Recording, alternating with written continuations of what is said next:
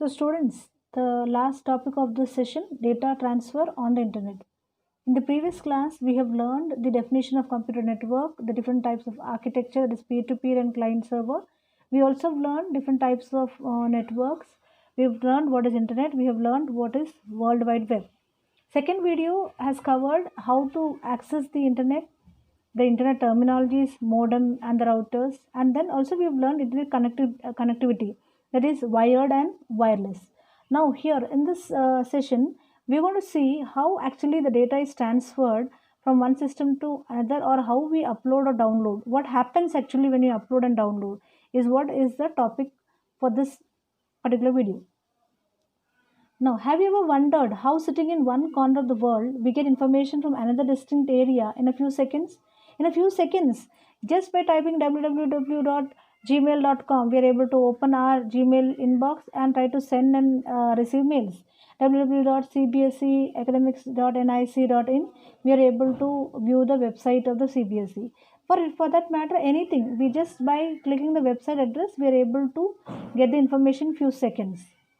A web page, when it is transferred over the internet,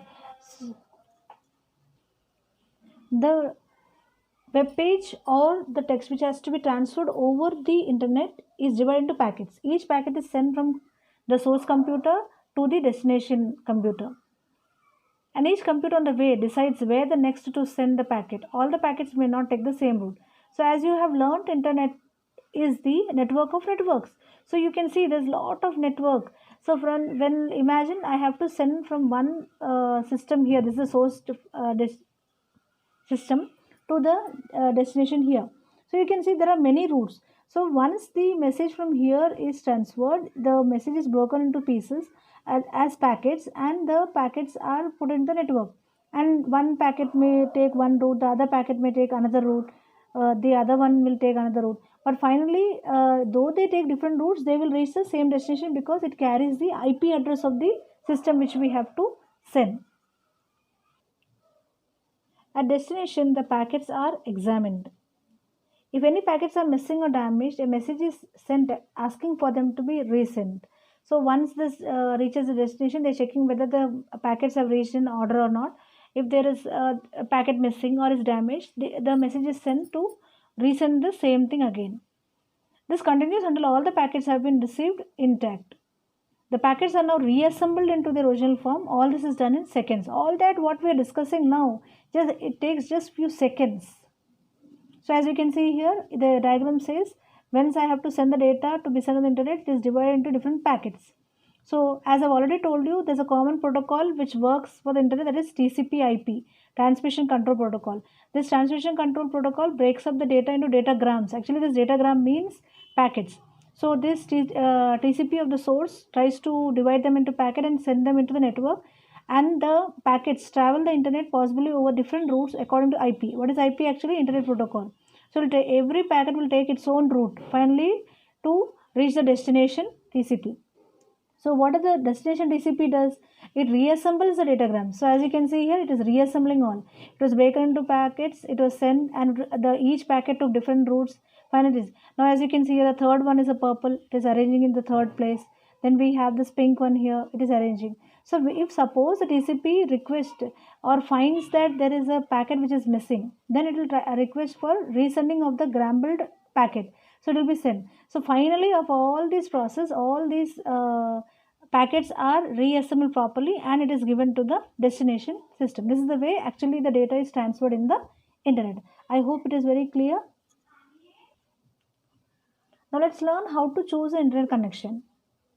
Some of the common questions that help us in our decisions are: what is the purpose of getting this connection? Will we use the connection regularly? How much data will be downloaded on an average per month? How much speed do we need? What technology is available in our particular area? What are the different plans available from the ISP? Is there any limitations or catch for the selected plan? So these are the common questions which we pose so that we can choose the best internet connection for our own requirements. Now, how much of download do we need, or what is technology which is particularly available in our area?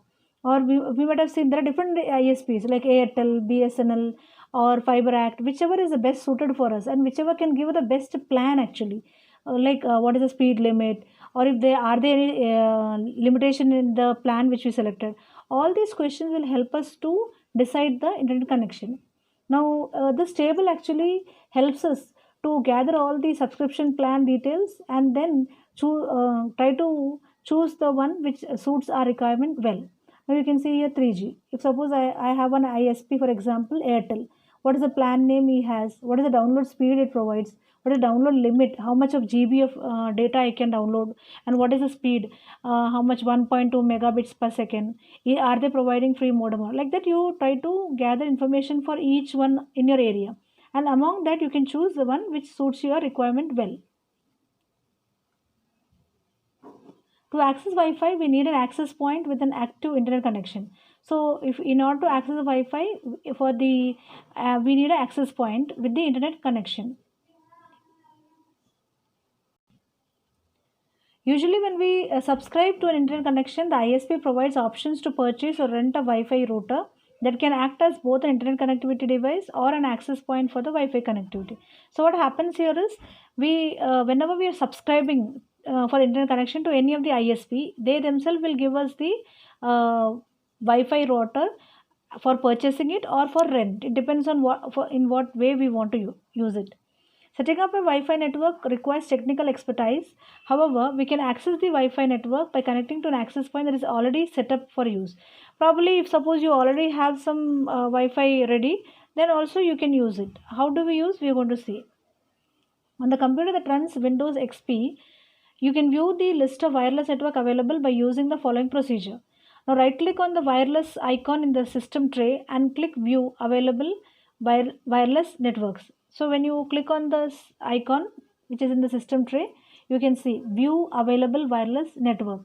So once you click on that, Windows XP will display the list of available Wi-Fi networks. You can choose any of the connection from the list. Select by double clicking on the name displayed in the list. So as you click on that particular thing, it will show you a list of wireless connections which are available. You can just click on it and then double click on it. What happens? It gets activated.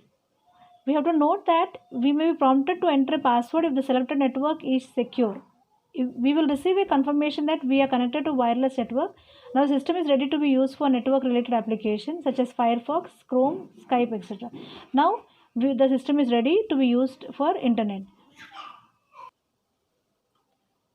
So this is the way we connect to the internet. So we've learned what are the different questions which we have to pose ourselves so that to choose the best internet connection, how the data is transferred as data packets, also the procedure to know the existing Wi-Fi access point which you can use it for using the net. So I hope it is very clear, children, today's session. We have covered the topic in 3 videos. Video 1 covering the basics, video 2 how to access and internet connectivity, video 3 how the data is transferred. I hope everything is very clear, children. Thank you. Stay at home, stay safe, stay inspired.